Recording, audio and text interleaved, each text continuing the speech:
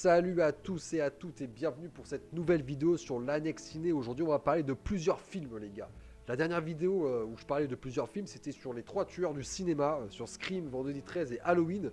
Je vous mets la petite miniature sur le teco, va checker la vidéo, elle est plutôt sympathique, les anecdotes sont plutôt cool. Là on va s'attaquer à 2 films de guerre, alors ça va pas être du pampan, Seconde Guerre mondiale, tout ça, non, là on va parler de boucliers, d'épées, castagnes, de gros chlasses, enfin voilà. On va parler de 3 et de Gladiator, donc Gladiator, film ultra culte, hein, avec Russell Crowe et Joaquin Phoenix, hein, film de dingue, hein, Gladiator, je pense que c'est dans mon top 3 des meilleurs films que j'ai pu voir dans ma vie. Et 3 qui est vraiment, mais juste en dessous de Gladiator, hein, ça se joue à un poil de cul. Hein. Mais 3, voilà, incroyable aussi avec Brad Pitt, Eric Bana, Orlando Bloom, enfin bref, casting de malade. Hein. Il y a 4 anecdotes pour chaque film, enfin 4 ou 5, je crois qu'il y en a 4, si je dis pas de conneries. Donc ça va être stylé, et les anecdotes sont plutôt très sympathiques sur les 2 films. Donc voilà, on est parti, on perd pas de temps, Gladiator et 3. Et on commence d'abord par 3, let's go. Et comme pour la dernière vidéo, et bah celle-ci est sponsorisée par Doliprane. Doliprane, c'est quoi? C'est un super médicament qui permet de guérir vos maux de tête et vos maux de ventre. Et je crois même que ça se fout dans le cul, hein, si je dis pas de conneries. Mon roi! Achille est signalé absent. Où est-il? J'ai envoyé un enfant le prévenir. Ah là, Achille, il est en train de foudroyer. Première anecdote de cette vidéo et du film 3 du coup. Tu me blesses, tu payes. Alors je vous explique ça tout de suite. Parce qu'ils ne voulaient pas être doublés pour leur fameuse scène de duel épique. Hein. Là, on parle du duel entre Achille, donc Brad Pitt, et Eric Bana en Hector. Hein, cette scène incroyable. Je vous mets quelques photos sur le côté de la scène pour qu'elle vous revienne un petit peu dans la tête. Mais elle est incroyable, cette scène de combat, insane. Et bien, Brad Pitt et Eric Bana ont passé entre eux ce que les Britanniques appellent un gentleman agreement. Je vous explique ça tout de suite. Qui les engageait à payer une amende à chaque bavure. C'est-à-dire que 50 $ devaient être payés pour les hématomes ou 100 $ pour les gros bobos. C'est-à-dire que pendant le tournage de cette scène-là, si un acteur blessait un autre acteur, eh ben, il lui devait de l'argent. Donc 50 $ pour les hématomes et 100 $ pour les gros bobos. Le maladroit Brad Pitt a dû verser à Eric Bana plus de 750 $. Parce que voilà, il est con, hein, il l'a trop blessé malheureusement. Et Eric Bana, lui, ne lui a rien versé du tout. Parce que voilà, il a fait attention à Brad Pitt, et puis voilà quoi. Et putain, l'autre il a versé 750 boules à l'acteur.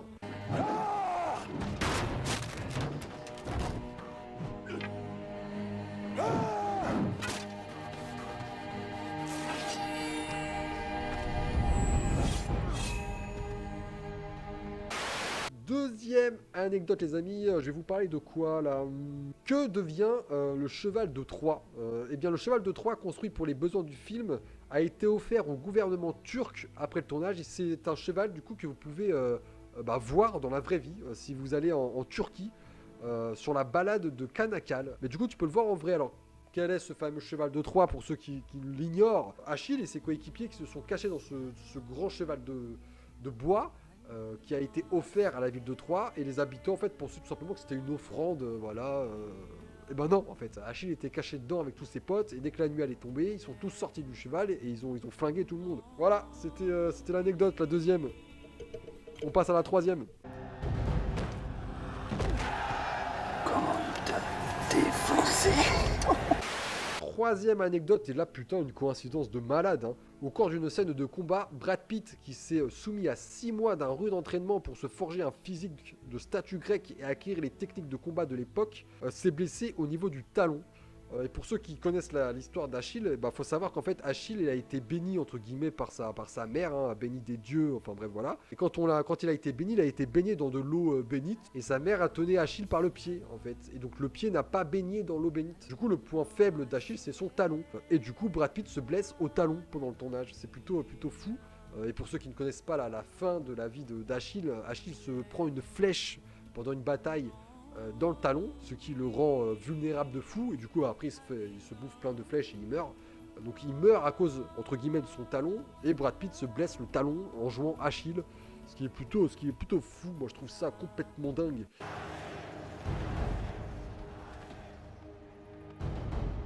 Il n'y a personne d'autre? Bah écoute cousin, je crois que t'as calmé tout le monde. Dernière anecdote du film 3 les amis, on va parler un petit peu argent, on va parler fric, on va parler flouze. On va parler business, hein. Produit pour un budget de 175 millions de dollars, 3 on a rapporté 484 millions dans le monde via sa sortie en salle. Donc c'est un film qui a tout baisé, hein, on va pas se mentir. Il s'agit du 3e plus gros succès de Brad Pitt, derrière World War Z. Et ouais, World War Z, 532 millions de dollars. Et Monsieur et Madame Smith, 486 millions de dollars quand même. Donc c'est le 3e plus gros succès de Brad Pitt, le film 3. Et encore une fois, putain, ça a rapporté une somme astronomique. Putain, c'est un sacré business le cinéma, hein.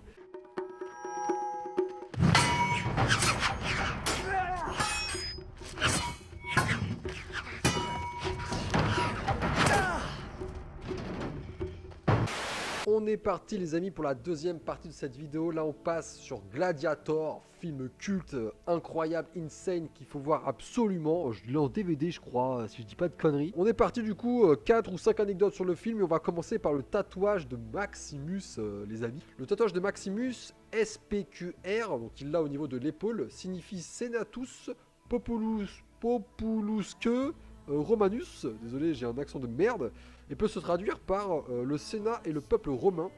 Cette devise était l'emblème de la République romaine et plus tard de l'Empire romain. Donc voilà, il a ça tatoué au niveau de l'épaule. Il faut savoir que cette inscription est encore présente sur des bouches d'égout à Rome. Alors anecdote complètement flinguée, on va pas se mentir, mais voilà, si tu te balades à Rome, et ben, sur certaines plaques d'égout, tu peux voir ce SPQR. Anecdote de merde, faut bien commencer par une anecdote de merde. Par contre les autres sont vraiment mieux, vraiment pas mal. Tu vas voir.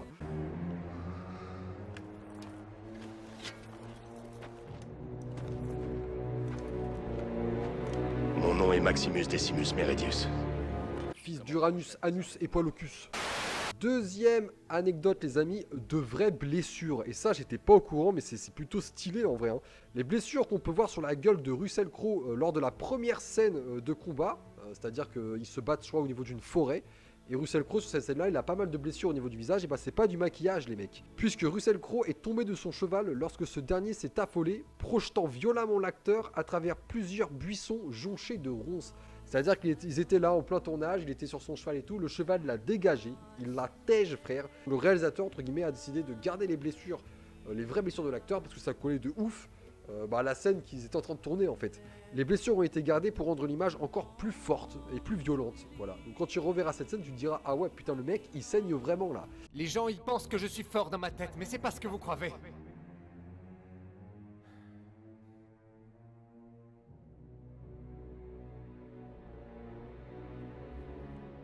Tu crois vraiment qu'on dit c'est pas ce que vous croyez?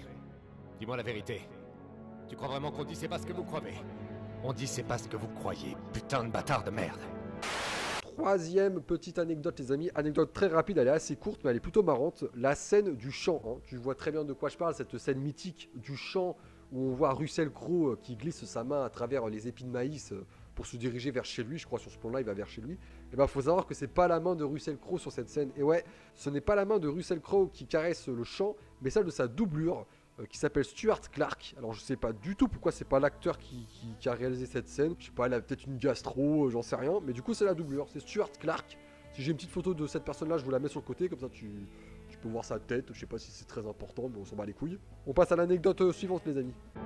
On les inculte dans ton genre, j'ai envie de les prendre comme ça. De mettre leur tête profondément dans leur cul. Et les regarder s'étouffer. Jusqu'à leur mort.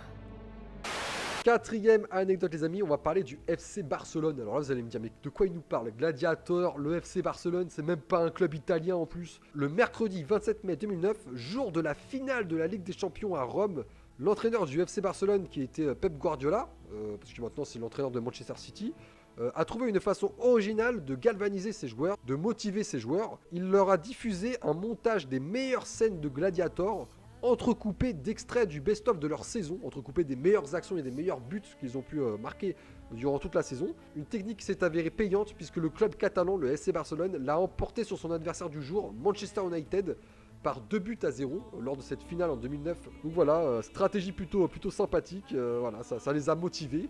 Et ils ont gagné 2-0 face à Manchester United les mecs, hein. Tu le sais bien, ça se passe comme ça tout le temps. Et puis... Ah mais t'as pété! J'ai pas pété, c'est ma chaussure qui a grincé sur le parquet. Je sais reconnaître un bruit de paix. Et dernière anecdote de Gladiator et dernière anecdote tout court de cette vidéo, on va parler des tigres, les amis. Les tigres qu'on peut voir dans les arènes face aux gladiateurs. 5 tigres ont été amenés sur le tournage pour la fameuse scène du duel dans l'arène opposant Maximus au redoutable Tigris. Donc je vous mets quelques images de cette scène, ouais, combat mythique dans l'arène avec tous ces tigres.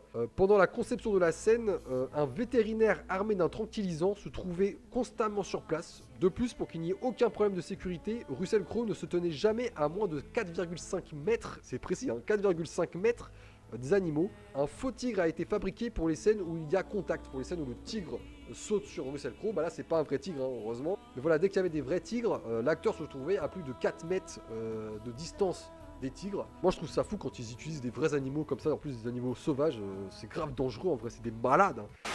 Et voilà les amis, c'est la fin de cette vidéo sur Gladiator et sur le film 3, 2 films qu'il faut absolument avoir vu les amis. Si c'est pas le cas, va les mater parce que putain t'as loupé ta vie. Prochaine vidéo ce sera sur une série ultra culte qui date de l'époque de nos parents les mecs. Et moi j'ai vu cette série au moins 5 ou 6 fois du début à la fin, je vais pas vous mentir, elle est incroyable, elle est insane, la fin de cette série est folle. Vous allez vous foutre de ma gueule quand la vidéo est sortie, mais je vous assure, elle est folle. A bientôt pour cette prochaine vidéo sur une série du coup. Je vous fais des bisous, à la prochaine, ciao.